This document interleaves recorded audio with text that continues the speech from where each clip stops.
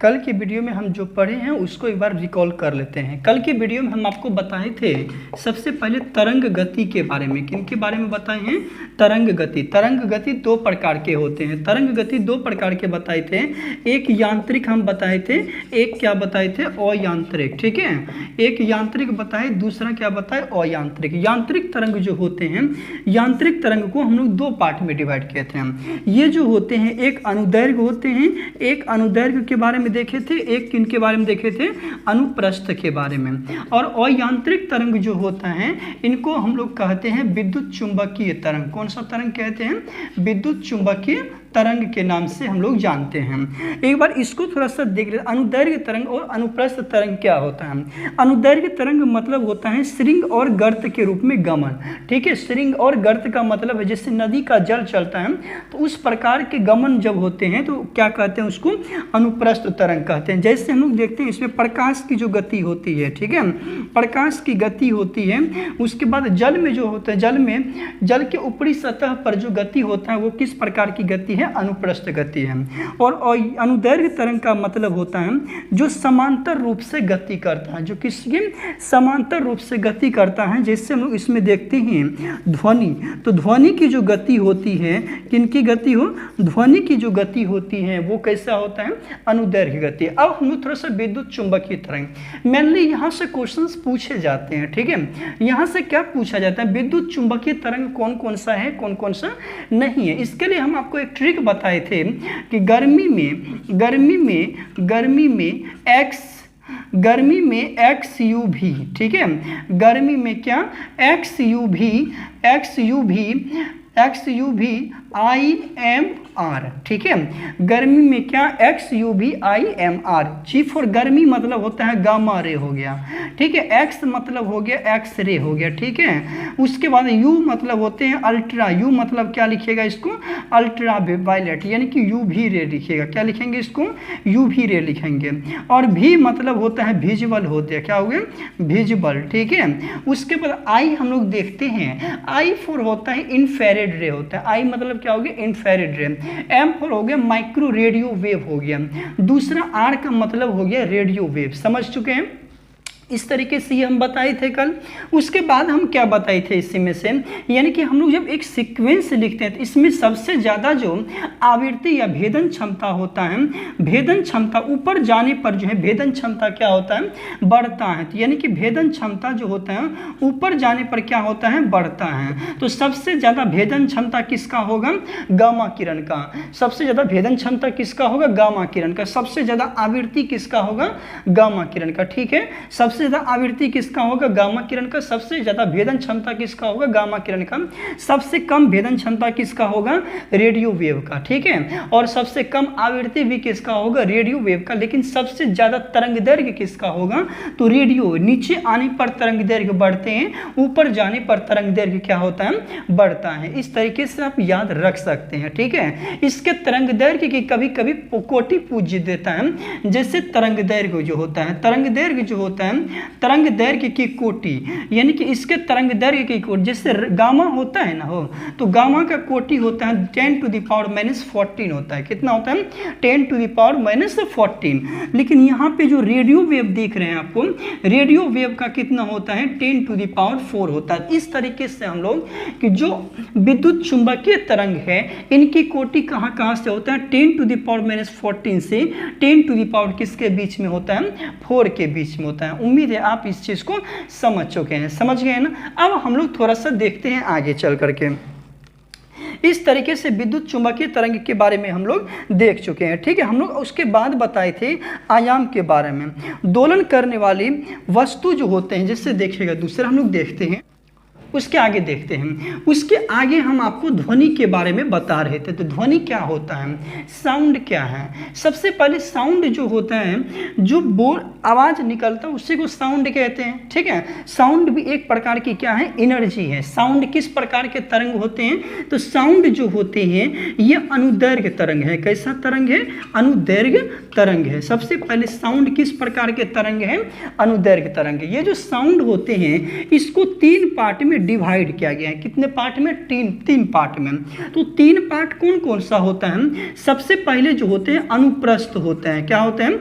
अनुप्रस्थ होते हैं। और क्या होते हैं? प्राश्रव्य होते हैं। और क्या होते हैं? श्रव्य होते हैं। ठीक है, इसको हम लोग क्या बोलते हैं? अवश्रव्य बोलते हैं। कौन सा? अवश्रव्य तरंग। अवश्रव्य तरंग हो गया। दूसरा होता है श्रव्य और तीसरा होता है पराश्रव्य। समझिएगा इसको ध्यान से। तीसरा कौन सा होता है? पराश्रव्य होता है। यानी कि जो ध्वनि तरंग हम लोग देखते हैं, ध्वनि तरंग कितने प्रकार के? 3 प्रकार के। एक अवश्रव्य तरंग, दूसरा श्रव्य तरंग, तीसरा पराश्रव्य तरंग। ठीक है, तो अवश्रव्य तरंग क्या होता है? जिसकी आवृत्ति 20 हर्ट्ज से क्या होता है? कम होता है। 20 हर्ट्ज से क्या हो? कम होता है। उसको हम लोग क्या कहते हैं? अवश्रव्य तरंग। ठीक है, 20 हर्ट्ज से कम आवृत्ति वाले तरंग को हम लोग क्या कहते हैं? अवश्रव्य तरंग। ये जो हर्ट्ज होता है, हर्ट्ज जो होता है ये आवृत्ति का मात्रक है। किसका मात्रक है? आवृत्ति का ये मात्रक है। दूसरा हम लोग देखे थे श्रव्य तरंग के बारे में। तो श्रव्य तरंग क्या होता है? श्रव्य तरंग होता है जिसकी आवृत्ति 20 हर्ट्ज से लेकर के 20,000 हर्ट्ज के बीच में। कितना होता है? 20,000 हर्ट्ज के बीच होता है। ठीक है, जिसकी आवृत्ति 20 हर्ट्ज से लेके 20,000 हर्ट्ज के बीच होता है, उससे हम लोग कहते हैं श्रव्य तरंग। ठीक है, इसको जो है मनुष्य का कान सुन सकता है। ठीक है, मनुष्य का कान जो होता है इसे सुन सकता है। ठीक है, सुन सकता है। अब तीसरा जो आपके बारे में दिया गया है पराश्रव्य तरंग, इसे गाल्टन के द्वारा पैदा किया गया था या उत्पन्न किया गया था, इसलिए इसको गाल्टन सिटी के नाम से भी हम लोग जानते हैं। तो पराश्रव्य तरंग जो होता है 20,000 हर्ट्ज से अधिक आवृत्ति की तरंग को हम लोग पराश्रव्य तरंग कहते हैं। कौन सा तरंग कहेंगे? पराश्रव्य तरंग। तो पहला अवश्रव्य तरंग देखें, 20 हर्ट्ज से कम आवृत्ति वाले तरंग को क्या कहते हैं? आवृत्ति वाले तरंग को क्या कहते हैं? अवश्रव्य। अवश्रव्य तरंग भी मनुष्य का कान नहीं सुन सकता है। दूसरा होता है श्रव्य। श्रव्य मतलब सुनने वाला, तो यानी कि जो मनुष्य का कान सुन सकता है। कहां से कहां? 20 हर्ट्ज से 20,000 हर्ट्ज के बीच की आवृत्ति की तरंग को मनुष्य का कान सुन सकता है। तीसरा हम लोग बताएं पराश्रव्य तरंग, 20 हर्ट्ज से अधिक वाले तरंग को हम लोग क्या कहते हैं? पराश्रव्य तरंग। उम्मीद है आप समझ चुके हैं। इसको मनुष्य का कान जो होता है नहीं सुन सकता है। इससे मनुष्य का कान नहीं सुन सकता है। किसको नहीं सुन सकते? पराश्रव्य तरंग को। इससे कौन सुनेंगे? जैसे कुत्ता हो गया। ठीक है, दूसरा बिल्ली हो गया, तीसरा कौन सा हो गया? चमगादड़ हो गया। ठीक है, कुत्ता, बिल्ली, चमगादड़, ये ऐसे प्राणी हैं जो पराश्रव्य तरंग की जो ध्वनि होती है उसको सुन सकता है। उम्मीद है आप समझ चुके हैं। इस तरीके से हम लोग क्या देखें? ध्वनि कितने प्रकार के हैं, ध्वनि के बारे में देख चुके हैं। अब यहाँ से मेनली कभी कभी क्वेश्चन क्या पूछे जाते हैं कि जैसे ये देखिएगा, जिससे हम लोग देखते हैं यहाँ से पूछा कभी कभी क्या जाता है अभी, जैसे पराश्रव्य तरंग के बारे में देखते हैं। पराश्रव्य तरंग कौन सा तरंग हो? पराश्रव्य तरंग। अब देखिए पराश्रव्य तरंग जो है, पराश्रव्य तरंग का कभी कभी उपयोग पूछ देता है, जो बीपीएससी में भी पूछा गया है, बिहार एसआई में हुआ पूछा गया है। ठीक है, अब हम लोग देखते हैं पराश्रव्य तरंग के उपयोग। इसका सबसे पहले उपयोग कहाँ होता है? इसका उपयोग जो है आपको संकेत भेजने में होता है। कहाँ पे होगा? संकेत भेजने में। ठीक है, तो पहला इसका उपयोग कहाँ होता है? संकेत भेजने में। दूसरा जो होता है दूध से हानिकारक जीवाणु को मारने में। ठीक है, हानिकारक जीवाणु को मारने में होता है। ठीक है, जीवाणु को क्या करने में होता है? मारने में होता है। मारने, दूध से हानिकारक जीवाणु को मारने में किसका प्रयोग होता है? इनका प्रयोग होता है। दूसरा, तीसरा जो होता है कल कारखाने जो होते हैं, कल कारखाने की चिमनियों को साफ करने में। ठीक है, चिमनियों की सफाई में, समझ गए? कल कारखाने की चिमनियों के सफाई में। उस तरीके से हम लोग देखते हैं जो कीमती कपड़े होते हैं, या कीमती कपड़े जो होते हैं, कीमती कपड़े, वायुयान, घड़ी पुर्जे जो भी होते हैं, कीमती कपड़े हो गए, वायुयान हो गए, घड़ी पुर्जे हो गए, इन सबों को साफ करने में भी किस किसका प्रयोग होता है, पराश्रव्य तरंग का होता है, समझ चुके हैं। उसके बाद इसका प्रयोग जो है ट्यूमर के इलाज में भी किया जाता है। किनके इलाज में, ट्यूमर के इलाज में भी पराश्रव्य तरंग का प्रयोग किया जाता है। और इसका प्रयोग जो है गठिया रोग के इलाज में किया जाता है। हम लोग क्या देखें, ध्वनि तरंग कितने प्रकार के, 3 प्रकार के, एक अवश्रव्य होता है, एक श्रव्य होता है, एक पराश्रव्य होता है, ठीक है। अवश्रव्य कहते हैं 20 हर्ट्ज से कम, और श्रव्य जो होते हैं 20 हर्ट्ज से लेकर 20,000 हर्ट्ज तक, और पराश्रव्य होता है 20,000 हर्ट्ज से अधिक वाले आवृत्ति की तरंग को हम लोग क्या कहते हैं, पराश्रव्य। पराश्रव्य तरंग के उपयोग कहाँ कहाँ होते हैं, सबसे पहले संकेत भेजने में, दूसरा दूध से हानिकारक जीवाणु को मारने में, जो कीमती कपड़े हो गए या पुर्जे होते हैं, जो घड़ी हो गए, उनकी सफाई करने में किसका प्रयोग होगा, पराश्रव्य तरंग का। उसके बाद कल कारखाने की जो चिमनियां होती है उनकी सफाई में भी किसका प्रयोग होता है, पराश्रव्य तरंग का। उसके बाद गठिया रोग के इलाज में किसका प्रयोग होता है, पराश्रव्य तरंग का। उसके बाद ट्यूमर के इलाज में किसका प्रयोग होता है, पराश्रव्य तरंग का। उम्मीद है आप इस चीज को समझ चुके हैं। अब हम लोग आगे चलते हैं, ठीक है। अब हम लोग देखते हैं आगे बात होते हैं ध्वनि की चाल के बारे में, समझिएगा इसको ध्यान से, ध्वनि की चाल, ठीक है। अब हम लोग देखते हैं ध्वनि की चाल, ध्वनि की चाल, समझिएगा इसको ध्यान से। कभी कभी ये क्या करेगा, कभी कभी ये सीक्वेंस में आपको ध्वनि की चाल के बारे में पूछ देता है, ठीक है। कभी कभी सीक्वेंस में ये आपको ध्वनि की चाल के बारे में पूछेगा। जैसे हम लोग देखते हैं ध्वनि की चाल जो होता है विभिन्न माध्यम में क्या होता है, अलग अलग होता है। जैसे हम लोग देखते हैं पहले CO2 देखेंगे, किनके बारे में देखेंगे, CO2। दूसरा हम लोग देखेंगे हवा के बारे में, किनके बारे में, हवा। तीसरा देखेंगे भाप, भाप जो होता है, भाप हो गया। चौथा हम लोग देखेंगे किनको, चौथा हम लोग देखेंगे अल्कोहल को, C2H5OH के बारे में। चौथा, पांचवा देखेंगे हाइड्रोजन, पांचवा किनके बारे में, हाइड्रोजन। छठा हो गया पारा के बारे में, पारा का संकेत Hg होता है, ठीक है। पारा का संकेत क्या होता है, Hg। फिर हम लोग देखेंगे जल के बारे में, ठीक है। किनके बारे में देखेंगे, जल। फिर आपका आता है समुद्री जल, ठीक है। समुद्री जल कैसा होता है, खारा होता है, यानी कि कैसा होता है, उदासीन होते हैं, ठीक है। उसके बाद हम लोग देखेंगे लोहा के बारे में, किनके बारे में, लोहा। फिर हम लोग देखेंगे एल्यूमिनियम के बारे में, ठीक है, एल्यूमिनियम के बारे में। फिर उसके बाद हम लोग इस्पात के बारे में देखेंगे। फिलहाल हम लोग देखते हैं जिसे कार्बन डाइऑक्साइड में पूछेगा ध्वनि की चाल कितनी होती है, तो कार्बन डाइऑक्साइड में ध्वनि की चाल कितना होता है, 260 मीटर पर सेकेंड होता है। कितना होता है, 260 मीटर पर सेकेंड होता है। कितना होता है, 260 मीटर पर सेकेंड होता है। तो कार्बन डाइऑक्साइड में ध्वनि की चाल कितना होता है, 260 मीटर पर सेकेंड। तीसरा है एयर, एयर में कितना होता है, 332 मीटर पर सेकेंड। जब आप हवा में ध्वनि की चाल जान रहे हैं तो बताइए प्रकाश की चाल कितनी होती है, ये निर्वात में प्रकाश की चाल कितनी होती है वो जरूर बताइए। फिर आगे देखते हैं भाप के बारे में। भाप का कितना होता है, भाप का होता है 400 कितना, 405 होता है, 405 मीटर पर सेकेंड। हम लोग क्या देखें, CO2, CO2 में कितना होता है गति, 260 मीटर पर सेकेंड। तो दूसरा देखिए वायु, वायु में कितना होता है, 332 मीटर पर सेकेंड। तीसरा हम देख रहे हैं भाप, भाप में कितना होता है, 405 मीटर पर सेकेंड होता है। चौथा हम लोग देख रहे हैं C2H5OH, C2H5OH जो है इसमें होता है 1213 होता है। कितना होता है, 1213 मीटर पर सेकेंड। और पांचवा जो होता है हाइड्रोजन, इसमें 1269 होता है। कितना, 1269 मीटर पर सेकेंड। 3/3 रिकॉल करते हैं, 1269 हो गया। और एक होता है पारा, जिसमें कि 1450 होता है, 1450। समझिएगा इसको ध्यान से, 3/3 इसको याद कर लेते हैं। जैसे हम लोग CO2 देखते हैं, CO2 का कितना होता है, 260 होता है। हवा में कितना होता है, 332 होता है। भाप में कितना होता है, 405 होता है। कितना होता है भाप में, 405। CO2 में कितना, 260 है। हवा में कितना, 332 है। भाप में कितना, 405। भाप में कितना हो गया, 405। फिर आपको बताएं एथिल अल्कोहल, इसमें 1213 होते हैं। एथिल अल्कोहल के बाद बताएं हाइड्रोजन, हाइड्रोजन में कितना होता है, हाइड्रोजन में कितना होता है, एथिल अल्कोहल के बाद आपको हम बताएं हाइड्रोजन, हाइड्रोजन में होता है 1269। फिर हम आपको बताएं कौन सा, पारा, पारा का संकेत होता है Hg। इसके अयस्क का नाम, कभी कभी इनके अयस्क के बारे में पूछा जाता है, तो पारा के अयस्क का नाम है सिनेबार, ठीक है।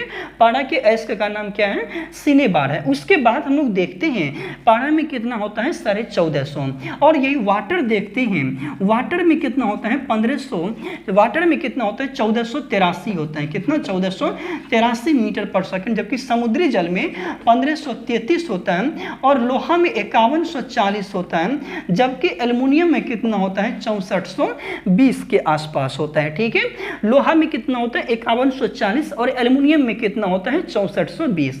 हम लोग एक बार फिर से रिकॉल करते हैं ध्वनि की चाल। ध्वनि की चाल निर्वात में कितनी होती है? यदि निर्वात में बोलेगा तो निर्वात में कितना होता है? तो निर्वात में शून्य होता है। निर्वात में ध्वनि की चाल कितनी होती है? शून्य होती है। ठीक है, तो CO2 में कितना 260, हवा में कितना 332, भाप में कितना 405, भाप में कितना होता है 405 होता है, एथिल अल्कोहल में 1213 होता है और हाइड्रोजन में कितना होता है 1269 होता है, पारा में कितना होता है? पारा में 1450 होता है। पारा के बाद हम लोग जाते हैं वाटर में, वाटर में 1483 होता है, समुद्री जल में 1533 होता है, लोहा में कितना होता है 5140 होता है, जबकि एल्युमिनियम में कितना होता है 6420 होता है, 6420। हालांकि बोलता है कि सबसे ज्यादा जो है, सबसे ज्यादा ध्वनि का वेग किस में होता है? तो इस्पात में होता है। ठीक है, अभी हम लोग देख लेते थोड़ा सा ध्वनि की जो चाल होती है, ध्वनि की चाल, ये भी थोड़ा सा याद रखिए आप। जैसे ध्वनि की चाल दे दिया जाए, ध्वनि की चाल जो है ठोस माध्यम में ज्यादा होता है, उससे कम किस में होता है? द्रव्य में, उससे भी कम किस में होता है? गैस में। तो अभी आप देख चुके ना हो, जैसे कार्बन डाइऑक्साइड में कितना देखे 260 है, देखे हैं। कार्बन डाइऑक्साइड के बाद किसके बारे में देखें? भाप देखें, भाप भी क्या है? एक वाष्प है, भाप एक वाष्प है, उनमें देखें। फिर आप किस में देखें बताइए? तो कार्बन डाइऑक्साइड देखें, कार्बन डाइऑक्साइड के बाद हवा के बारे में देखें। हवा क्या है? एक गैस है ना, हवा क्या है? एक गैस है। तो मतलब गैसीय माध्यम में सबसे कम होता है, उससे थोड़ा सा ज्यादा द्रव में होता है, उससे थोड़ा सा ज्यादा किस में होता है? ठोस माध्यम में। उम्मीद है आप इस चीज को समझ गए होंगे। अब हम लोग थोड़ा सा देखते हैं कि जो ध्वनि की चाल है, ध्वनि की चाल पर किसका किसका प्रभाव पड़ता है? ध्वनि की चाल पर, ध्वनि की चाल पर प्रभाव। ठीक है, ध्वनि की चाल पर प्रभाव। नंबर 1 पहला हम लोग देखते हैं दाब का। ठीक है, दाब का। अब यहाँ पे देखिए ध्वनि की चाल पर दाब का कोई प्रभाव नहीं पड़ता है। दाब का जो है, दाब का कोई प्रभाव नहीं पड़ता है, प्रभाव नहीं पड़ता है। ठीक है, दाब का कोई प्रभाव नहीं पड़ता है। समझ गए आप? तो ध्वनि की चाल पर दाब का कोई प्रभाव नहीं पड़ता है। दूसरा देखते हैं ताप। जब हम लोग ताप को क्या करेंगे? बढ़ाएंगे। ताप को बढ़ाते हैं तो ध्वनि की चाल क्या होगा? ध्वनि की चाल जो है ये भी बढ़ेगा। ठीक है, ताप बढ़ाने से ध्वनि की चाल क्या होगा? बढ़ेगा। जबकि ताप इसको कहते हैं, ये साइन है बढ़ाने का और ये भी साइन है बढ़ाने का। ठीक है, ताप घटाने से जो है ध्वनि की चाल क्या होगा? घटेगा। उम्मीद आप समझ गए हैं। यानी कि ताप बढ़ाने से ध्वनि की चाल बढ़ता है और ताप घटाने से ध्वनि की चाल क्या होता है? घटता है। ठीक है, यहां से एक चीज पूछा जाता है, 1 डिग्री सेल्सियस टेम्परेचर बढ़ाने के लिए 1 डिग्री सेल्सियस टेम्परेचर ताप बढ़ाने पर कितना? 1 डिग्री सेल्सियस टेम्परेचर बढ़ाने पर जो होता है, जो ध्वनि की चाल होती है, ध्वनि की चाल कितना बढ़ जाती है? 0.61 मीटर पर सेकेंड बढ़ जाता है। समझ गए? 0.61 मीटर पर सेकेंड बढ़ जाता है। तीसरा हम लोग देखते हैं आर्द्रता के बारे में। अब यहाँ पे देखिए, आर्द्रता बढ़ने से जो है, आर्द्रता बढ़ने से ध्वनि की चाल क्या होती है? बढ़ता है। आर्द्रता बढ़ने से, समझिएगा, आर्द्रता बढ़ने से ध्वनि की चाल क्या होगा? ध्वनि की चाल जो होता है, ध्वनि की चाल बढ़ेगा। ठीक है, आर्द्रता बढ़ने से ध्वनि की चाल क्या होता है? बढ़ता है। इसलिए कहता है कि बरसात के मौसम में ध्वनि जो होता है, ध्वनि की आवाज दूर दूर तक जाता है। ठीक है, बरसात के मौसम में ध्वनि की चाल दूर दूर तक जाता है। तो वही बोला जाता है कि आर्द्रता बढ़ने से ध्वनि की चाल क्या होता है? बढ़ता है। और आर्द्रता के घटने से ध्वनि की चाल क्या होता है? घटता है। तो आप ये याद रखिएगा, आर्द्रता के बढ़ने से ध्वनि की चाल क्या होता है? बढ़ता है। जैसे हम पहले देखे दाब, ध्वनि की चाल पे दाब का कोई प्रभाव नहीं पड़ता है। तीसरा हम देखे ताप। ताप के बारे में दो देखें कि ताप बढ़ाने से ध्वनि की चाल बढ़ता है, ताप घटाने से ध्वनि की चाल घटता है। चौथा तीसरा क्या देखें? आर्द्रता। आर्द्रता के बढ़ने से ध्वनि की चाल बढ़ता है और आर्द्रता के घटने से ध्वनि की चाल क्या होता है? घटता है। उम्मीद आप समझ चुके हैं। जैसे लोग देखें यहाँ पे कि जैसे देखते हैं रात्रि में आवाज़ क्या होते हैं, दूर तक जाता है, और दिन में आवाज़ क्या होते हैं, कम दूर तक जाते हैं। वही बरसात के मौसम में आवाज़ जो है ज़्यादा दूर तक जाता है। समझ गए आप? तो इसी तरीके से ध्वनि की चाल को हम लोग देखें, ध्वनि की चाल पे किसका क्या प्रभाव पड़ता है हम लोग उनके बारे में देख चुके हैं। अब आप यहाँ पे कभी कभी एग्जाम में एक चीज़ देखे होंगे, एग्जाम में ये भी पूछा जाता है, जिससे हम लोग देखते हैं ध्वनि की, जैसे देखते हैं ध्वनि के लक्षण के बारे में। समझिएगा हम लोग किसको देखते हैं, ध्वनि के लक्षण। ठीक है, तो ध्यान से समझिएगा इसको, ध्वनि का लक्षण क्या है। सबसे पहले हम लोग देखते हैं ध्वनि के लक्षण में तीव्रता के बारे में देखते हैं। किन के बारे में देखेंगे, तीव्रता बोले तो इंटेंसिटी होता है। ठीक है, क्या बोलते हैं, इंटेंसिटी। समझ गए, इंटेंसिटी होते हैं, इंटेंसिटी। समझिएगा। अब तीव्रता क्या होता है, तीव्रता जो होता है सबसे पहले, तीव्रता जो है, तीव्रता है क्या, तीव्रता का मतलब होता है कि जिसके कारण ध्वनि या तो धीमी सुनाई पड़ेगा या तो तेज सुनाई पड़ेगा। जिसके कारण ध्वनि तेज या धीमी सुनाई पड़ता है उसी को हम लोग क्या कहते हैं, तीव्रता कहते हैं। यहाँ पे मैनुअली सिंपली क्वेश्चन जो याद रखना वो बताएंगे। तो तीव्रता क्या कहते हैं, जिसके कारण ध्वनि या तो तीव्र सुनाई पड़ेगा या तो क्या सुनाई पड़ेगा, या तो तीव्र या तो मंद। जिसके कारण ध्वनि या तो तीव्र सुनाई पड़ेगा या मंद सुनाई पड़ेगा उसी को हम लोग क्या कहते हैं, ध्वनि की तीव्रता। यानी कि इसके कारण जो ध्वनि है, इसके कारण ध्वनि जो है, इसके कारण ध्वनि क्या कहता है, या तो तीव्र सुनाई पड़ेगा, तीव्र या मंद सुनाई पड़ता है, तीव्र या मंद सुनाई पड़ता है। अब यहाँ समझिएगा ये तीव्रता यह जो होता है यह आयाम पर डिपेंड करता है। किस पर निर्भर करता है, आयाम पर निर्भर करता है। ठीक है, किस पर निर्भर करता है, आयाम पे। तो तीव्रता जो होता है यह आयाम पर निर्भर करता है। तीव्रता किस पर निर्भर करता है, आयाम पर। यानी कि आयाम बढ़ाने से तीव्रता क्या होगा, बढ़ेगा। तीव्रता किस पे डिपेंड करता है, आयाम पे। आयाम बढ़ाने से तीव्रता बढ़ता है, आयाम के घटाने से तीव्रता घटता है। उम्मीद है आप समझ चुके हैं। तीसरा होता है पिच, दूसरा होता है पिच। पिच बोलते हैं ना, पिच को बढ़ाओ, है ना, पिच को बढ़ाओ। जैसे हम देखते हैं पिच क्या होता है, यानी कि इसको बोलते हैं तारत्व। क्या बोलते हैं वो, तारत्व बोलते हैं। तारत्व क्या होता है, इसके कारण ध्वनि या तो मोटी सुनाई पड़ेगी या तो पतली सुनाई पड़ेगी। जैसे देखिए, जैसे लड़की की आवाज क्या होती है, पतली होती है। लड़की की आवाज क्या होती है, पतली होती है, और लड़के की आवाज क्या होता है, थोड़ा सा मोटा होता है। जैसे शेर का आवाज जो होता है पूरा मोटा होता है, जिससे वही मच्छर की आवाज आप देख लीजिए वो क्या होता है, पतला होता है। तो यानी कि देखिए तारत्व डिपेंड करता है किस पे, तारत्व जो होता है यह आवृत्ति पर निर्भर करता है। किस पे हो, यह आवृत्ति पर निर्भर करता है। ठीक है, यह आवृत्ति पर निर्भर करता है। समझिएगा इसको ध्यान से, यानी कि यह आवृत्ति पर डिपेंड करता है। तारत्व का मतलब क्या होता है, जिसके कारण ध्वनि या तो मोटी सुनाई पड़ेगी या तो पतली सुनाई पड़ेगी। ठीक है, यदि ध्वनि मोटी सुनाई पड़ रही है तो उसका मतलब उसमें तारत्व क्या है, कम है। क्या समझ रहे हैं आप, यदि ध्वनि मोटी सुनाई पड़ रही है तो मतलब तारत्व कम है। यदि ध्वनि पतली सुनाई पड़े, जितना पतली सुनाई पड़ेगा उतना उसका तारत्व क्या होगा, ज्यादा होगा। उतना उसका तारत्व क्या होगा, ज्यादा होगा। समझ गए आप। अब यहाँ पे देखिए, उतना उसका आवाज भी साफ आएगा और तारत्व भी क्या होगा, उसका ज्यादा होगा।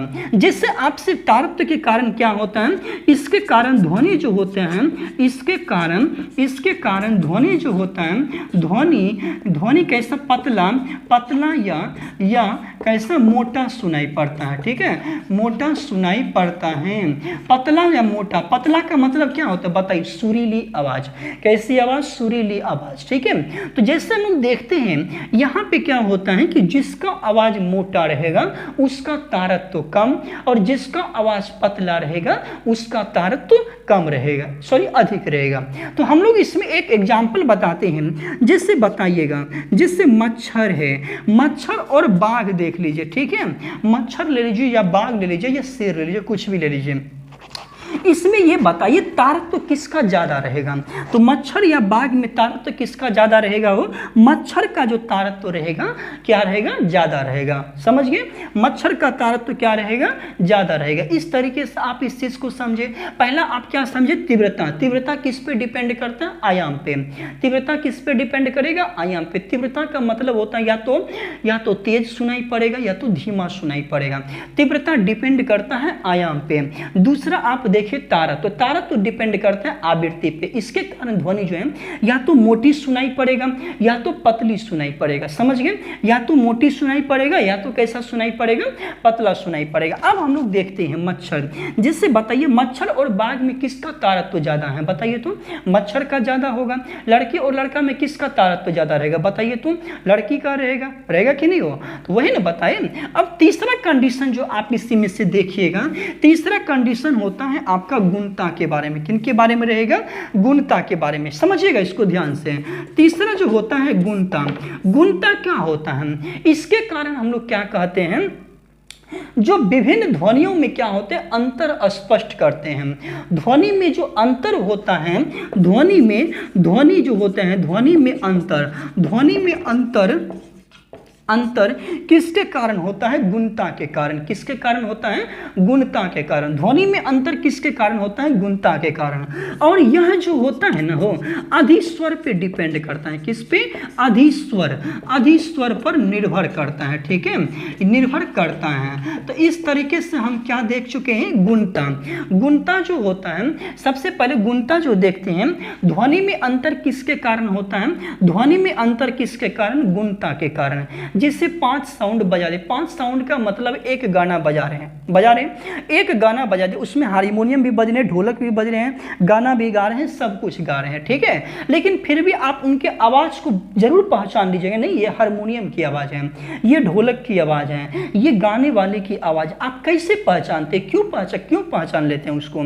किसके कारण पहचान रहे हैं? ये गुणता के कारण ही आप पहचान पाते हैं। तो गुणता का रीजन किस पे डिपेंड करता है? वो अधिस्वर पे डिपेंड करता है। समझ गए आप? गुणता किस पे डिपेंड करता है? अधिस्वर पे डिपेंड करता है। आप समझ चुके हैं। अब सबसे पहले यहां से थोड़ा सा देखिएगा, जो ध्वनि का तीव्रता होता है, समझिएगा इसको ध्यान से।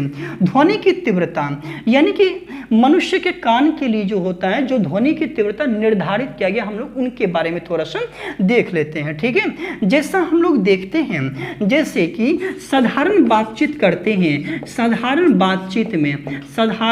बातचीत जब करते हैं उस टाइम ध्वनि की जो तीव्रता होती है, उस टाइम ध्वनि की तीव्रता कितना होता है? तीव्रता का ऐसा मात्रक होता है डेसिबल। क्या होता है? डेसिबल। ऐसे ध्वनि की तीव्रता का मात्रक बेल होता है। क्या होता है? बेल। थोड़ा सा हम लोग पहले इसी को देख लेते हैं। ठीक है, तीव्रता हम लोग देखते हैं। अभी हम आपको तीव्रता के बारे में बता चुके हैं। तो यानी कि देखते हैं ध्वनि की तीव्रता जो होता है, ध्वनि की तीव्रता का मात्रक बेल होता है। क्या होता है? बेल। एवं SI मात्रक जो होता है, SI मात्रक बेल का 10वां भाग होता है। क्या होता है? बेल का 10वां भाग होता है डेसीबेल, यानी कि उसी को डेसीबल बोला जाता है। समझ गए? तो बेल का 10वां भाग डेसीबल। क्या होता है? डेसीबल, यानी कि इसका SI मात्रक क्या होगा? डेसीबल होता है। ठीक है, क्या होता है? वो डेसीबल होता है। इसी को हम लोग इंडिकेट करेंगे DB से। समझ गए? तो ध्वनि की तीव्रता का मात्रक होता है बेल, और इसके 10वें भाग को हम लोग कहते हैं डेसीबेल, यानी कि डेसीबल। समझ गए यहाँ पर? अब यहाँ पे थोड़ा सा समझिएगा इसको क्या कहता है।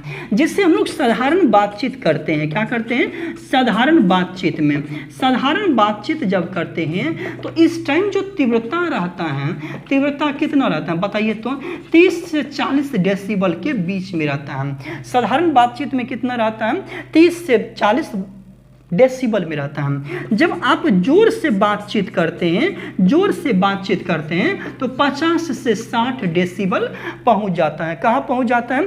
50 से 60 डेसिबल यही चीज पहुंच जाता है। उम्मीद आप समझ चुके हैं। तो जब हम लोग धीरे धीरे बात करते हैं कितना होता है? 30 से 40 डेसिबल। जब जोर जोर से बात करते हैं तो कितना होता है? 50 से 60 डेसिबल होता है। अब हम लोग देखते हैं जो WHO जो है, वर्ल्ड हेल्थ ऑर्गेनाइजेशन यानी कि विश्व स्वास्थ्य संगठन, WHO द्वारा जो होता है, WHO द्वारा 45 डेसिबल जो होता है, 45 डेसिबल तक की ध्वनि जो होता है, तक की ध्वनि जो होता है मानव कान के लिए, ठीक है, मानव कान के लिए उपयुक्त होता है, ठीक है, उपयुक्त होता है। समझिएगा इसको ध्यान से, इसका मतलब क्या हुआ, मनुष्य के कान के लिए जो 45 डेसिबल तक की ध्वनि होगा वे मनुष्य के कान के लिए ठीक ठाक है। समझ गए? तो जैसे देखिएगा ईयरफोन जैसे लगाइएगा उसमें एक लिमिटेशन आता है कि क्या आप इससे ज़्यादा ध्वनि को सुनना चाहते हैं तो वहाँ पे आपको ओके दबाइए, तभी आप फुल साउंड में सुन सकते हैं। तो वही बात है, WHO ने एक वर्ग निर्धारित किया इसमें, इन्होंने बोला कि जो 45 डेसिबल तक की ध्वनि होता है वह मनुष्य के कान के लिए क्या होता है, उपयुक्त होता है, या मनुष्य के कान जो है उसे सही तरीके से सुन सकते हैं। समझिए? उसके बाद क्या होता है, जो 75 डेसिबल की ध्वनि होता है, जो 75 डेसिबल, देखिएगा 75 डेसिबल से ऊपर यानी कि 75 डेसिबल, इसका मतलब क्या, तीर ऊपर रहेगा तो ऊपर, तीर नीचे रहेगा तो नीचे, मतलब 75 डेसिबल से ऊपर जो ध्वनि होता है, ध्वनि जो है यानी कि कान के लिए क्या होता है, कान के लिए हानिकारक होते हैं, कान के लिए क्या होते हैं, हानिकारक होते हैं, ठीक है, हानिकारक होते हैं। हम लोग क्या बोले अभी, WHO ने निर्धारित किया 45 डेसिबल तक की ध्वनि जो है मनुष्य के कान के लिए ठीक ठाक रहता है। उसके बाद हम लोग बोले जो 75 डेसिबल तक की ध्वनि होता है वो भी ठीक ठाक है। समझ गए?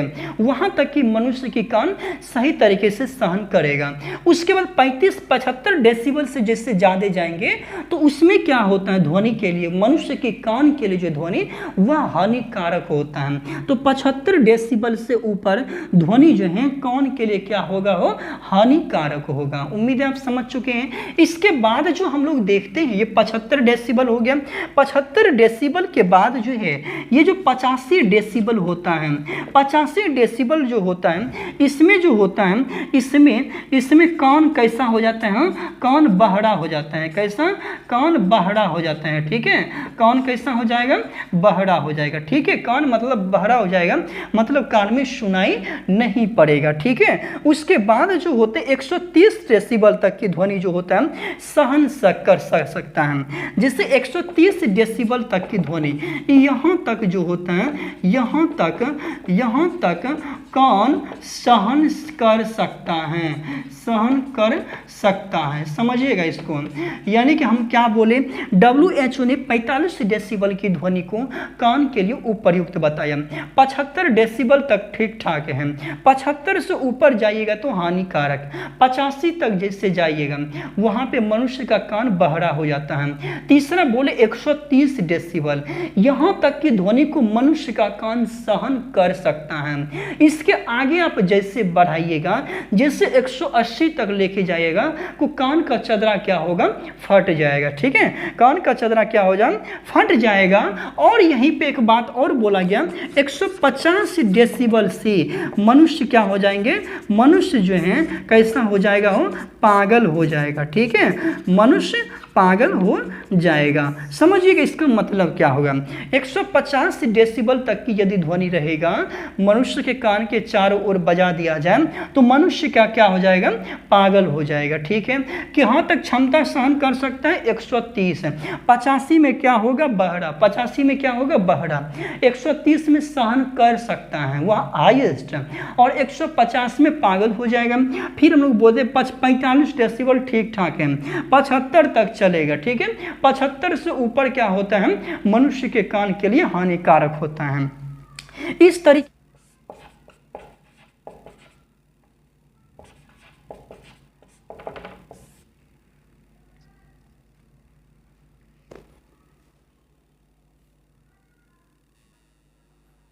चलिए अब हम लोग देखते हैं डॉपलर प्रभाव के बारे में। तो ये डॉपलर प्रभाव क्या होता है। डॉपलर प्रभाव जो होता है, सबसे पहले डॉपलर प्रभाव कब दिया गया था, 1842 में दिया गया। कब दिया गया, डॉपलर प्रभाव कब दिया गया, 1842 ईस्वी में। किनके द्वारा दिया गया, जॉन डॉपलर के द्वारा।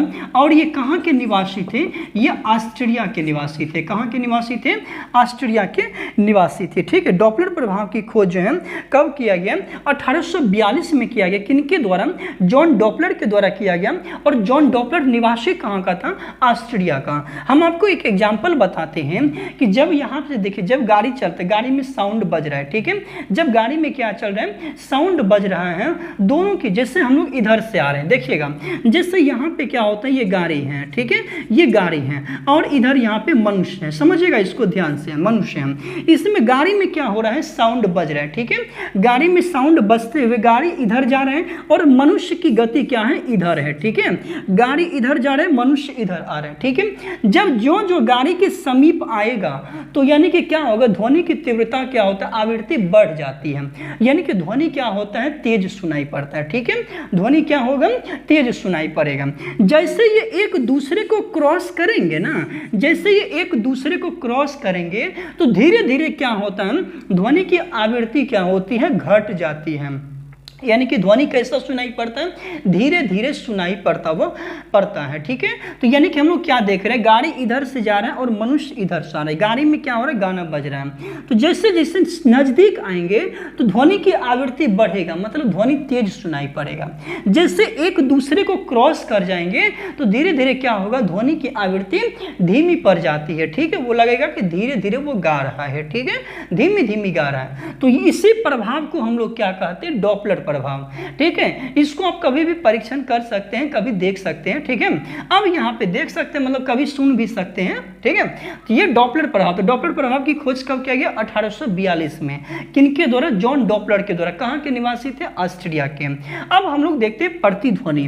प्रतिध्वनि का मतलब क्या होता है, आवाज का टकरा करके लौटना, किसी भी चीज से आवाज का टकरा करके वापिस लौटना क्या कहलाता है, प्रतिध्वनि कहलाता है। किसी भी चीज से, किसी स्रोत से आवाज के टकराकर वापस लौटने की क्रिया ही क्या कहलाती है, प्रतिध्वनि क्रिया कहलाती है। जैसे हम देखिए पहाड़ी क्षेत्र जो होता है, पहाड़ी क्षेत्र में जैसे बोलिएगा ना, तो जैसे एक आवाज लगाएंगे तो उधर से भी क्या होता है, वो आवाज वहां से टकरा करके वो आवाज क्या होगा, वापिस आएगा, ठीक है।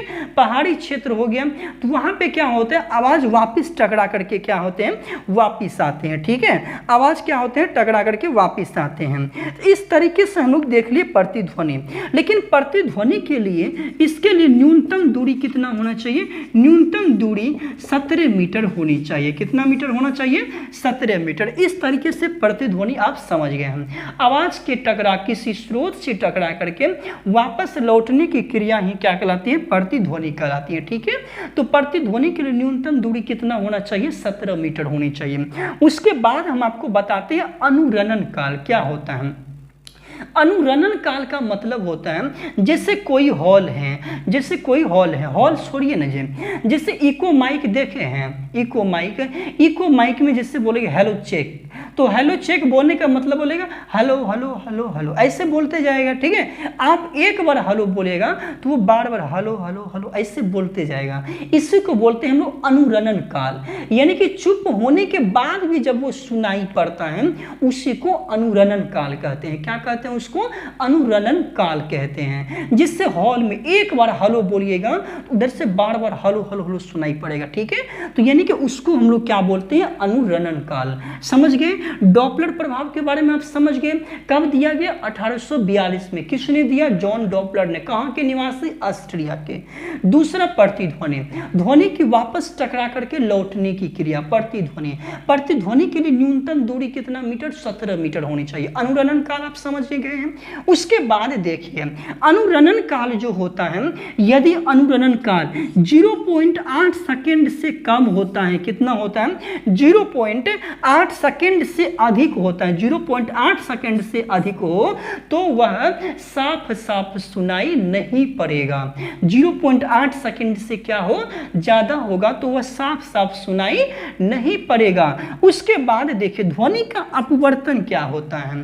ध्वनि के अपवर्तन का मतलब, जिससे प्रकाश का अपवर्तन पढ़े हैं ना, हो प्रकाश के जब प्रकाश की किरण एक माध्यम से दूसरे माध्यम में जाती है तो वे अपने आप को विचलित कर लेती हैं। समझ गए। जैसे आप देखिए ना, ये मनुष्य का, मान लीजिए साइकिल मनुष्य चलाते हुए इस पे जा रहा है, ठीक है। यहाँ पे बीच में क्या है, रेती है, यानी कि बालू है, ठीक है। जैसे साइकिल का पहिया बालू में पड़ेगा, वो क्या होता है, साइकिल का पहिया जो है अपने मार्ग को क्या करता है, बदल लेता है, बदलता है ना हो, इसी क्रिया को कहते हैं अपवर्तन क्रिया, यानी कि अपने मार्ग को बदल लेना। क्या कहलाता है? अपवर्तन। अपने मार्ग को बदलना अपवर्तन। जब प्रकाश की किरण एक माध्यम से दूसरे माध्यम में जाती है तो उनके माध्यम परिवर्तन को ही क्या कहेंगे? अपवर्तन कहेंगे। समझ गए? ये हम लोग ऑप्टिक्स चैप्टर में बड़े अच्छे से पढ़ेंगे। तो हम लोग देखते हैं उसी प्रकार ध्वनि होता है। जब ध्वनि एक माध्यम से दूसरे माध्यम में जाता है तो वे क्या होते हैं? अपने मार्ग से विचलित हो जाता है, जिससे हम लोग कहते हैं ध्वनि का अपवर्तन। क्या कहते हैं? ध्वनि का अपवर्तन। तीसरा होते हैं अनुनाद। ये रिजोनेंस क्या होता है? समझिएगा रिजोनेंस। ये अनुनाद क्या होता है? अनुनाद का मतलब होता है, अनुनाद का मतलब होता है कि जैसे देखिए, जैसे कोई भी पुल पे, जब सैनिक पुल पे चलता है ना, जब सैनिक पुल पे चलता है तो उसको जो है बोला जाता है, उनको बोला जाता है कि आप एक बार पैर को नहीं रखें, यानी कि अदल बदल करके पैर को रखवाया जाता है। ठीक है? यदि पहला एक ने एक बार रखा तो फिर यानी कि थोड़ा सा गैप ले करके दूसरे को रखवाएगा, यानी कि सैनिक को जो है परेड कभी भी पुल पे नहीं करवाया जाता है। परेड का मतलब है एक साथ पैर को रखना। ठीक है? टाइमिंग के साथ। तो सैनिक को कभी भी जो है पुल पर जो होता है, जब वो क्रॉस करता है पुल, तो उनको बोला जाता है कि पैर को जो है थोड़ा टाइम इंटरवल पे रखें। ठीक है? टाइम इंटरवल पे रखें। क्यों बोला जाता है? कि चूंकि जब वो एक साथ पैर को पटकेंगे ना, जब एक साथ पैर को पटकेंगे तो जो पुल का जो प्रेशर है और वो जो पैर से प्रेशर उत्पन्न हो रहा है वो दोनों क्या होंगे? बराबर हो जाता है, जिसके चलते पुल के टूटने की क्या होती है? संभावना होती है। इसीलिए कहा जाता है कि जो अमेरिका का जो ट्रैकोमा पुल था ना 1945 में, कब हो? 1945 में जो अमेरिका का ट्रैकोमा पुल था, कब? 1939 में। 1939 में अमेरिका का जो ट्रैकोमा पुल था वो अनुनाद के कारण ही टूट गया था। समझ गए? किसके कारण टूटा था? अनुनाद के कारण। इस तरीके से आप ये चीज समझ गए। और यहाँ पे देखिए, जो रेडियो भी जो होता है, हमारा रेडियो किस सिद्धांत पे कार्य करता है? हमारा रेडियो जो होता है ये अनुनाद के सिद्धांत पे काम करता है। समझिएगा, हमारा रेडियो जो होता है, हमारा रेडियो जो है यह अनुनाद के सिद्धांत पर, अनुनाद के सिद्धांत पर, हमारा रेडियो अनुनाद के सिद्धांत पर कार्य करता है। ठीक है? कार्य करता है। इस तरीके से ये आप याद रख सकते हैं। समझ गए? हमारा रेडियो भी किस सिद्धांत पे कार्य करते हैं? अनुनाद के सिद्धांत पे। ठीक है ना? समझ गए? उसके बाद हम लोग देख लेते हैं ध्वनि का व्यक्तीकरण। क्या इसका? ध्वनि का व्यक्तीकरण। ठीक है? तो ध्वनि का व्यक्तीकरण क्या होता है, जिससे आप प्रकाश का भी व्यक्तीकरण पढ़िएगा। ठीक है? तो ध्वनि का व्यक्तीकरण क्या होता है? जब समान आवृत्ति या आयाम की ध्वनि तरंगे एक साथ किसी बिंदु पर पहुंचती हैं, जैसे देखिएगा, जैसे ये बिंदु है, यहां से भी ध्वनि पहुंच रहा है, यहां से भी ध्वनि पहुंच रहा है। ठीक है? इधर से भी ध्वनि पहुंच रहा है। ठीक है? जब समान आवृत्ति की ध्वनि तरंगे एक साथ इस बिंदु पर पहुंचती हैं तो ये वापस क्या होता है? बिखर जाते हैं। ये वापस क्या होते हैं? बिखर जाते हैं। इसी को हम लोग क्या कहते हैं? ध्वनि का व्यक्तीकरण, मतलब बिखरना। ध्वनि का बिखरना क्या कहलाता है? व्यक्तीकरण कहलाता है। जब समान आवृत्ति की ध्वनि तरंगे एक साथ किसी बिंदु पे पहुंचती हैं तो उनके बिखरने की क्रिया को क्या कहते हैं? ध्वनि का व्यक्तीकरण कहते हैं। ध्वनि का व्यक्तीकरण दो प्रकार के होते हैं, एक समपोषी व्यक्तीकरण होगा, एक विषमपोषी व्यक्तीकरण होगा। यानी कि एक समपोषी होता है और दूसरा क्या होता है? विषमपोषी होता है। पहला क्या देखें हम लोग? समपोषी। यदि ध्वनि तो समपोषी होता है, दूसरा विनाशी होता है। तो ध्वनि का व्यक्तीकरण कितना प्रकार का? एक तो समपोषी होता है। ठीक है? उसके बाद दूसरा होता है दूसरा होता है विनाशी होता है। दूसरा कौन सा होता है? विनाशी। यदि तरंग ध्वनि दोनों तरंगें उस बिंदु पर एक ही कला में पहुंचती हैं, यदि तरंगें उस बिंदु पर एक ही कला में पहुंचती हैं तो उसे समपोषी कहेंगे। यदि दोनों अलग अलग फेजेज में पहुंचते हैं तो उसे क्या कहते हैं? विषमपोषी कहेंगे। मतलब समझिए, जैसे एक ध्वनि, ये बिंदु है, यहां से भी ध्वनि आ रहा है और एक ध्वनि इधर से भी आ रहा है, ये टकरा करके क्या होंगे, इधर बिखर जाएंगे, बिखर जाएंगे हो। तो ये आने में, यहाँ से यहाँ तक आने में 1 सेकेंड का समय ले रहे हैं, समझिएगा। ये यहाँ से यहाँ तक 1 सेकेंड का समय ले रहे हैं, और ये भी यहाँ से यहाँ तक आने में कितना का ले रहे हैं, 1 सेकेंड का। मतलब दोनों एक ही फेजेज में वहां पे पहुंच रहे हैं, एक ही टाइमिंग पे पहुंच रहे हैं। इसी को हम लोग कहते हैं समपोषी। और यहाँ पे देखिए दूसरा होता है विनाशी। यदि ये 1 सेकेंड ले रहे हैं तो ये कितना ले रहा है, 2 सेकेंड। मतलब ये पहले पहुंच जाएगा और ये बाद में पहुंचेगा। जब दोनों अलग अलग पहुंचे तो उसे कहते हैं विनाशी। समझ गए? तो समपोषी व्यक्तिकरण समझ के चुके हैं आप। ऑप्टिक्स चैप्टर में प्रकाश का व्यक्तिकरण वहां पे पढ़ाएंगे हम आपको। व्यक्तिकरण का मतलब होता है बिखरना। जैसे प्रकाश में देखिएगा, जैसे साबुन का घोल चमकीला क्यों होता है बताइए तो? साबुन का घोल देखिएगा, ये चमकीला क्यों होता है? इसका मतलब होता है प्रकाश का व्यक्तिकरण। किसके कारण होता है? प्रकाश का व्यक्तिकरण। जैसे पानी पर तेल गिरता है तो तेल क्या होता है, चमकने, सभी रंगों में चमकते हैं। क्यों चमकते हैं? तो उनका भी रीजन होगा प्रकाश का व्यक्तिकरण। ये हम आपको ऑप्टिक्स के चैप्टर में जरूर पढ़ाएंगे। चलिए हम लोग अब देखते हैं, ठीक है। हम लोग एक तरीके से ध्वनि के व्यक्तिकरण के बारे में देख चुके हैं, समझ गए। अब हम लोग देखेंगे ध्वनि का विवर्तन, ठीक है। किनके बारे में देखते हैं? ध्वनि का विवर्तन के बारे में। ध्वनि का विवर्तन क्या होता है? ध्वनि का विवर्तन क्या होता है? जैसे देखिए यहाँ पे एक माध्यम है, ठीक है। यहाँ पे क्या है? एक माध्यम। ध्वनि की किरण यहाँ से यहाँ पे आ रहा है, समझ गए। ध्वनि यहाँ से यहाँ पे आ रहे हैं। अचानक जैसे यहाँ पे अवरोध का मार्ग आया, क्या आया? अवरोधक का मार्ग आया, तो ये अपने आप को क्या करता है, इधर चेंजिंग कर लेता है। इसी को हम लोग कहते हैं ध्वनि का विवर्तन। यानी कि अवरोध के आ जाने से अपने मार्ग को बदल लेना क्या कहलाता है? ध्वनि का विवर्तन, ठीक। जैसे सिनेमा हॉल देखे है ना हो, कभी सिनेमा हॉल का जो प्रोजेक्टर रहता है उसके सामने कभी खड़ा हो जाएगा, आपकी परछाई जस्ट उसके सामने वैसा ही बनने लगेंगे, तो उसी को कहेंगे हम लोग ध्वनि का व्यक्तिकरण, ध्वनि का विवर्तन कहेंगे। लेकिन इनके लिए तरंग दैर्घ्य की कोटि कितनी होनी चाहिए? 1 मीटर की होनी चाहिए। समझ गए? कितना होना चाहिए? 1 मीटर का तरंग दैर्घ्य कोटि होना चाहिए। तो ध्वनि के विवर्तन के लिए तरंग दैर्घ्य कोटि कितना होता है? 1 मीटर। कितना होता है? 1 मीटर। इस तरीके से आप याद रखिएगा। चलिए हम लोग आगे चलते हैं।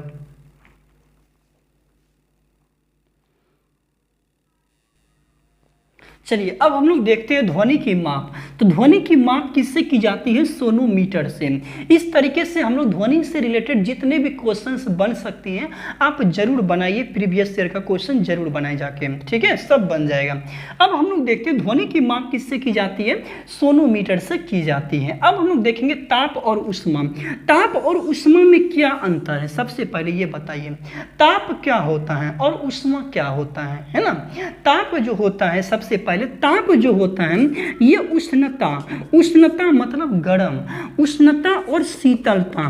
किसका हो? शीतलता। यानी कि जो उष्णता एवं शीतलता का अनुभव कराता है, जो उष्णता यानी कि गर्मी और ठंडी का एहसास जिसके कारण होता है उसी को कहते हैं ताप। क्या कहते हैं उसको? ताप कहते हैं। गर्मी और ठंडी का एहसास जिसके कारण हो उससे हम लोग कहते हैं ताप। और दोनों में जो अंतर होता है उसी को कहते हैं ताप अंतर। क्या कहेंगे उसको? ताप अंतर कहेंगे। अब यहाँ पे देखिए उष्मा जो होता है यह एक प्रकार की क्या है? यह एक प्रकार की ऊर्जा है। यह एक प्रकार की क्या है? ऊर्जा है। तो उष्मा एक प्रकार की क्या है? ऊर्जा है। जो दो वस्तुओं के बीच, उष्मा एक प्रकार की क्या है? ऊर्जा है। जो दो वस्तुओं के बीच ताप में अंतर के कारण स्थानांतरित होते हैं। समझ गए? जो दो वस्तुओं के बीच ताप में अंतर के कारण क्या होते हैं? स्थानांतरित होते हैं। स्थानांतरण के कारण, स्थानांतरण के समय ही ऊर्जा क्या कहलाता है? उष्मा कहलाता है। समझिएगा ध्यान से। अब जैसे मान लिया जाए एक यहाँ पे वस्तु है हो, ठीक है, और दूसरा यहाँ पे वस्तु है। समझिएगा ये रॉड के माध्यम से क्या है? जुड़ा हुआ है। समझिएगा इसको ध्यान से, ये पॉइंट को। ये रॉड है, ये क्या है, लोहे की रॉड है, ठीक है, ये वस्तु है और ये भी वस्तु है। इसका टेम्परेचर जो है 5 डिग्री सेल्सियस है, इसका टेम्परेचर कितना है, 20 डिग्री सेल्सियस है। तो ऊष्मा का प्रसार हमेशा दोनों में अंतर कितना है, 15 डिग्री सेल्सियस है। किसके कारण हुआ, 5 के कारण, इसी के कारण ना। तो हम लोग क्या देख रहे थे, यानी कि ये लोहे की रॉड है और ये दो वस्तु है, इसका टेम्परेचर 20 है, इसका टेम्परेचर कितना है, 5 है। तो दोनों में जब हम लोग यहाँ पे देखें, यहाँ पे टेम्परेचर को जलाए हैं, तो यहाँ पे देखिए जब हम लोग इसको दोनों को ज्वाइंट किए तो ऊष्मा का स्थानांतरण किधर से किधर होगा, हाई से लो में होता है। ऊष्मा किधर से किधर जाएगा, हाई से लो में। तो ऊष्मा जो है इधर से जो है इधर आएगा, ऊष्मा इधर से इधर आएगा, ठीक है। ऊष्मा हाई प्रेशर से किधर जाएगा, लो प्रेशर की तरफ जाएगा। हाई प्रेशर से किधर जाएगा, लो प्रेशर की तरफ। इस तरीके से ताप जो होता है यह किसका अनुभव कराता है, उष्णता और किसका, शीतलता का अनुभव करवाता है। ताप में अंतर के कारण ऊर्जा का जो प्रवाह होता है या ऊर्जा का जो स्थानांतरण होता है उसी को क्या कहते हैं, ऊष्मा। ऊष्मा भी एक प्रकार की क्या है, ऊर्जा है। इसका भी मात्रक क्या होता है, जूल या कैलोरी होता है। ऊर्जा का भी मात्रक जूल या कैलोरी होता है, ठीक है। ऊष्मा जो होता है दोस्तों, अब इनसे रिलेटेड कुछ फैक्ट हम लोग देखेंगे। कहा जाता है जिससे हमफोर्ड महोदय आया, किसके द्वारा, हम रमफोर्ड महोदय, समझिएगा इसको ध्यान से। रमफोर्ड जो होते हैं, रमफोर्ड हो गया, दूसरा होते हैं हम्फ्री डेवी, ठीक। ये कथन पूछा जाता है जिससे रमफोर्ड महोदय हैं। रमफोर्ड महोदय ने क्या है, रमफोर्ड महोदय ने क्या कहा, रमफोर्ड महोदय ने ये कहा कि ऊष्मा एक प्रकार की ऊर्जा है। ऊष्मा क्या है, एक प्रकार की ऊर्जा है। ऊष्मा एक प्रकार की ऊर्जा है जिसे कार्य में बदला जा सकता है। समझिएगा ध्यान से, किसने कहा कि ऊष्मा एक प्रकार की ऊर्जा है जिसे कार्य में बदला जा सकता है, ये कहा था रमफोर्ड महोदय के द्वारा। किनके द्वारा कहा गया, रमफोर्ड महोदय के द्वारा। ये कथन जरूर याद रखिए, नोट कर लीजिए। रमफोर्ड महोदय ने क्या कहा, ऊष्मा एक प्रकार की ऊर्जा है जिसे कार्य में बदला जा सकता है। इसका प्रत्यक्ष प्रमाण किसने दिया हो, रमफोर्ड महोदय ने। किसने दिया, रमफोर्ड महोदय ने दिया। और इन्होंने क्या कहा, दूसरा हम्फ्री डेवी। हम्फ्री डेवी जब आए, इन्होंने क्या क्या बोला, हम्फ्री डेवी ने बर्फ के दो टुकड़े को आपस में घिस करके क्या कर दिया, उसको पिघला दिया। आपस में घिस करके क्या किया, इन्होंने पिघला दिया। चूंकि पिघलाने के लिए जो होता है और चूंकि पिघलाने के लिए ऊष्मा का कोई और स्रोत नहीं था, अतः यह माना गया कि बर्फ को घिसने में किया गया कार्य बर्फ के पिघलने से। देखिए समझिए यहां से क्या बोला, ये सबसे पहले रमफोर्ड महोदय ने क्या बोला, ऊष्मा एक प्रकार की ऊर्जा है जिससे कार्य में बदला जा सकता है, पहला पॉइंट हो गया। दूसरा, हम्फ्री डेवी महोदय ने क्या किया, बर्फ के दो टुकड़े को आपस में घिस करके जो है क्या कर दिया, पिघला दिया। अब वो पिघला कैसे, आखिर दोनों बर्फ के टुकड़े के बीच तो ऊष्मा तो नहीं है ना, वो ऊष्मा है क्या, नहीं है। जब उनको पिघला, इनकी घिसा गया तो घिसने के बाद जो ऊष्मा पैदा हुआ वो किस में कन्वर्ट हुआ, कार्य में कन्वर्ट हो गया। किस में कन्वर्ट हो गया, कार्य में कन्वर्ट हो गया, ठीक है। तो हम्फ्री डेवी ने बर्फ के दो टुकड़े को आपस में घिस करके पिघला दिया और रमफोर्ड महोदय ने बोला कि ऊष्मा एक प्रकार की ऊर्जा है जिससे हम लोग कार्य में बदल सकते हैं। समझ गए, ऊष्मा ऊर्जा का क्या है, एक रूप है। अब हम लोग जो इसको जो है हम लोग इंडिकेट करते हैं, ऊष्मा जो होता है, देखिएगा ऊष्मा का ऐसा ही मात्रक, ऊष्मा का, अब समझिएगा ध्यान से, ऊष्मा का ऐसे मात्रक क्या होता है, जूल होता है। ऊष्मा का ऐसे मात्रक क्या होता है, जूल। हम ऊष्मा के बारे में भी, ताप के बारे में हम आपको बता चुके हैं। तो ऊष्मा का ऐसे मात्रक क्या होता है, जूल होता है। ऊष्मा का सीजीएस मात्रक क्या होता है, कैलोरी होता है। ऊष्मा का सीजीएस मात्रक क्या होता है, कैलोरी। एक जूल बराबर जो है 0.24 कैलोरी होता है। कितना होता है, एक जूल बराबर 0.24 कैलोरी। तो एक कैलोरी बराबर कितना होगा बताइएगा। एक कैलोरी बराबर जो है, एक कैलोरी बराबर जो है कितना हो जाएगा 1/0.24, मतलब ये 100 हो गया। 100 में जब 24 से भाग कीजिएगा 4.186 जूल निकलता है। तो उसी प्रकार 1 जूल बराबर कितना होता है 0.24 कैलोरी। तो 1 कैलोरी बराबर कितना होता है 4.186 जूल होता है। और 1 किलो, किलो का मतलब होता है 1000 से मल्टीप्लाई 4186 होता है। और एक ब्रिटिश थर्मल यूनिट बराबर कितना होता है 252 कैलोरी होता है। कितना होता है 252 कैलोरी। एक ब्रिटिश थर्मल यूनिट बराबर कितना होगा 252 थर्मल यूनिट होता है। उम्मीद है आप इतना चीज समझ चुके हैं, समझ गए ना। अब हम लोग चलते हैं ताप की माप। ताप की माप का मतलब होता है थर्मामीटर, जिसको बोलते हैं थर्मामीटर से ही तापमान की माप की जाती है। तो हम लोग आगे देखते हैं।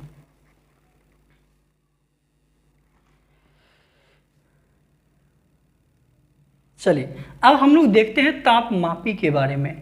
इससे पहले हम आपको उष्मा के बारे में सब कुछ बता चुके हैं, बता दिए। अब हम लोग देखेंगे तापमापी। यहाँ से दोस्तों क्वेश्चन पूछा जाता है, इस चीज़ को आप जरूर याद रखिएगा, ठीक है। जैसे हम लोग देखते हैं द्रव तापमापी। तापमापी 3 प्रकार के होते हैं। एक तो द्रव तापमापी होगा, एक ठोस तापमापी होगा, एक गैस तापमापी होगा, ठीक है। एक पूर्ण विकिरण टोटल रेडिएशन टेम्परेचर यानी कि तापमापी, ठीक है, थर्मामीटर।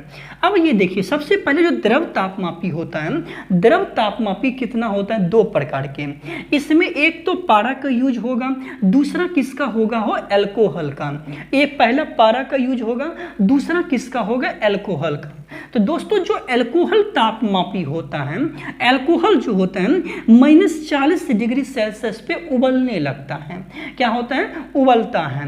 मतलब अल्कोहल तापमापी जो होते हैं इनका प्रयोग जो है -40 डिग्री सेल्सियस से नीचे के तापमान को मापने के लिए होता है।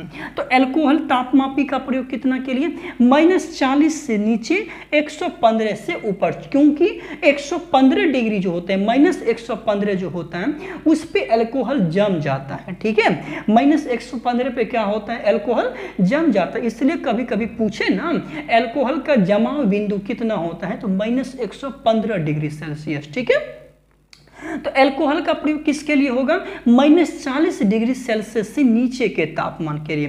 वही पारा जो होता है, पारा जो होता है ना हो, पारा जो होता है -40 डिग्री सेल्सियस से ऊपर और 350 डिग्री सेल्सियस से नीचे। -40 से ऊपर सही 300 से नीचे। तो पारा तापमापी का प्रयोग कहाँ करेंगे हम लोग जब टेम्परेचर की माप -40 से ऊपर 350 से नीचे के बीच में मापना हो तो वहां पे हम लोग पारा तापमापी का प्रयोग करते हैं, ठीक है ना।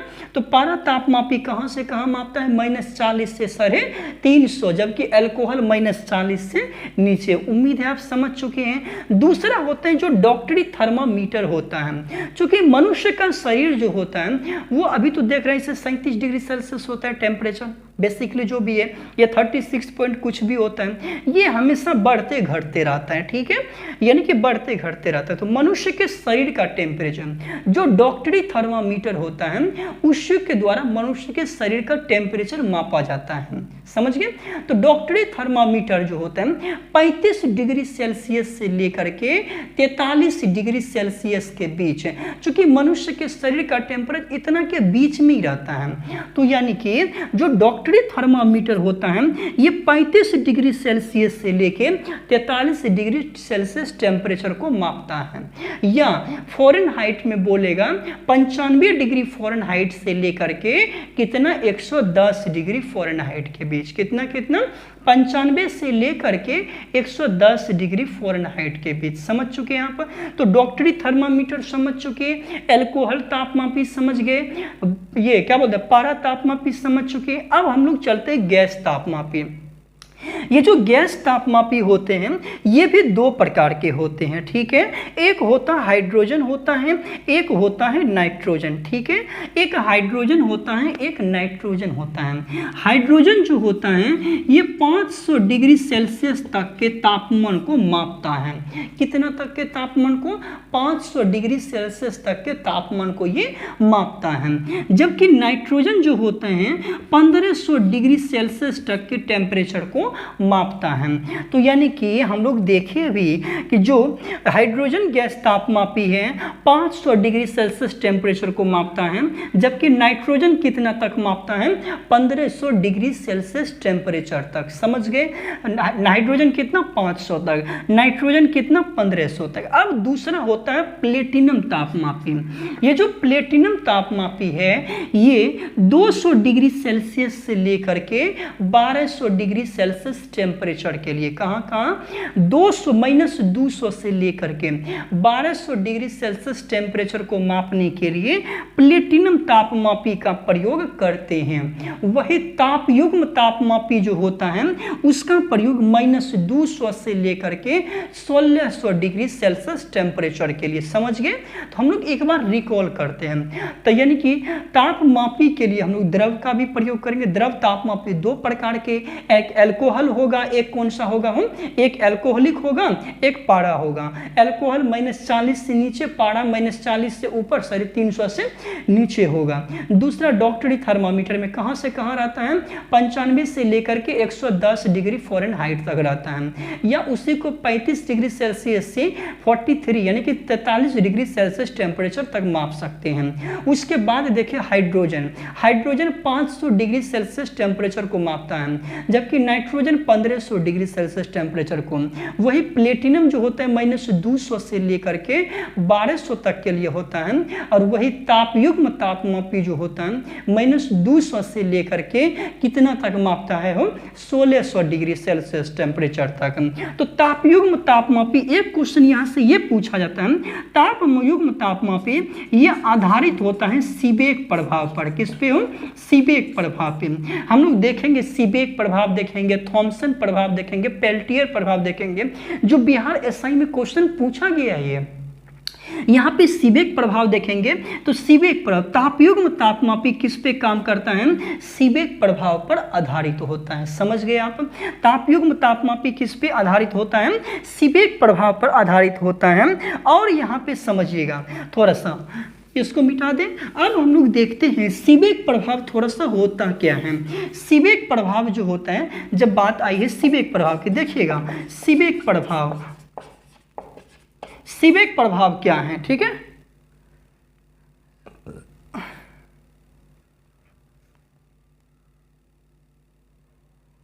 अब यहाँ पे देखिए सीबेक प्रभाव क्या होता है। जब दो भिन्न भिन्न धातुओं को जो होता है, जब दो भिन्न भिन्न धातुओं के तारों के सिरों को, जब दो भिन्न भिन्न धातुओं के तारों के सिरों को जोड़ करके एक बंद जो होता है, एक बंद क्या बनाया जाता है?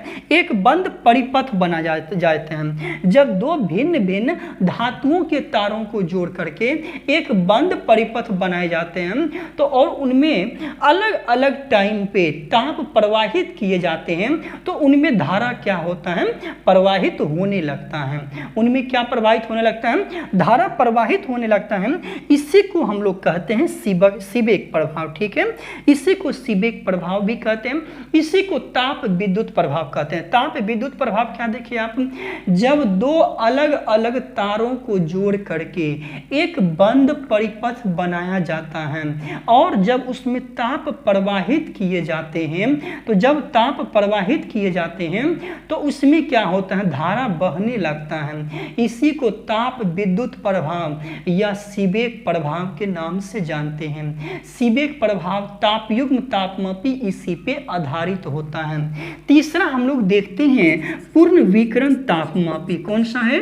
पूर्ण विकिरण तापमापी के बारे में। तो पूर्ण विकिरण तापमान पे टोटल रेडिएशन थर्मामीटर, ये जो होता है 800 डिग्री सेल्सियस जो होता है, 800 डिग्री सेल्सियस से ज़्यादा, 800 डिग्री सेल्सियस से ज़्यादा के तापमान को मापने के लिए काम में लाया जाता है। 800 डिग्री सेल्सियस से ज़्यादा के तापमान को कौन मापता है?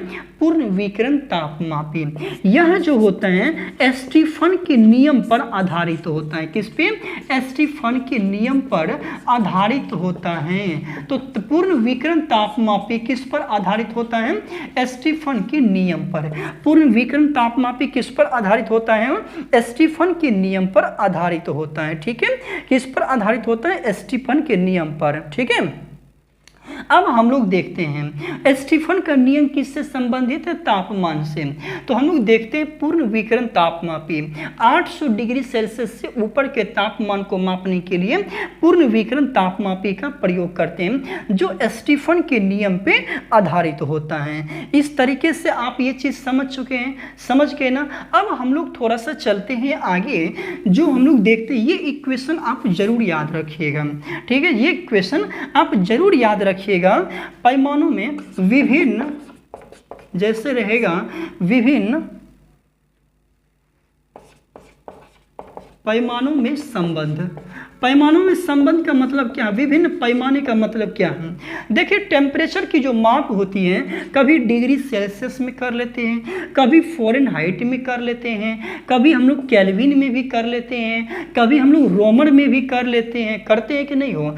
कभी सेल्सियस में डिग्री सेल्सियस, कभी फ़ारेनहाइट, कभी केल्विन, कभी रोमन में भी हम लोग इनके माप कर लेते हैं। तो हम लोग इनके लिए एक फॉर्मूला बताते हैं, जैसे C माइनस जीरो बाय क्या होगा? 100। C minus zero by 100 equal to F minus 32 by 180। क्या लिखना है? C minus zero by 100 equal to F minus 32 by 180 equal to K minus 273 by 100 equal to R minus zero by क्या लिखिएगा? हम 80 लिखिएगा। ठीक है, R माइनस जीरो बाय क्या लिखिएगा? 80। अब इसका मतलब थोड़ा जरूर समझिए, क्या मतलब है? ये देखिए, C minus zero by 100, F minus 32 by 180, K minus 273 by 100, R minus zero by 80। R4 हो गया रोमर, R4 क्या होगा? रोमर। K4 हो गया केल्विन, K4 क्या हो गया? केल्विन। और F4 क्या हो गया? फ़ारेनहाइट, फ़ारेनहाइट हो गया। ठीक है, समझिएगा। और C4 क्या हो गया? सेल्सियस। जैसे आपको एक क्वेश्चन दे दिया, एक क्वेश्चन दे दे कि 100 डिग्री सेल्सियस जो होते हैं, 100 डिग्री सेल्सियस को केल्विन में, ठीक है, दूसरा तो फ़ारेनहाइट में, तीसरा रोमर में बदलें। ठीक है, समझिएगा इसको ध्यान से।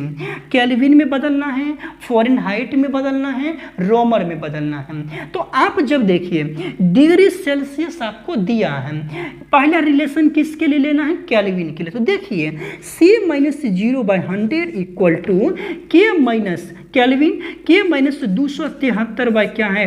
100 है। आप ये बताइए 100 कैंसिल हो गया क्या?